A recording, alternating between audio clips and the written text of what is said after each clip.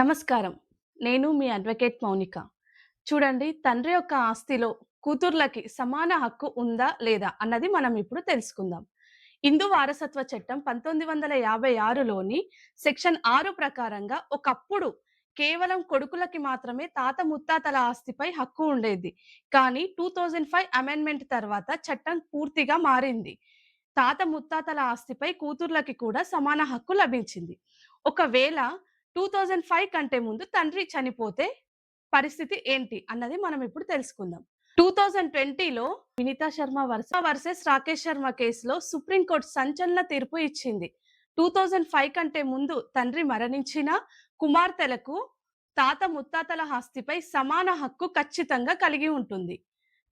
చూడండి, ఈ వీడియో గనక మీకు ఇన్ఫర్మేటివ్‌గా అనిపిస్తే లైక్, షేర్ చేయండి. మరిన్ని లీగల్ అప్డేట్స్ కోసం సబ్స్క్రైబ్ చేయండి. Thank you.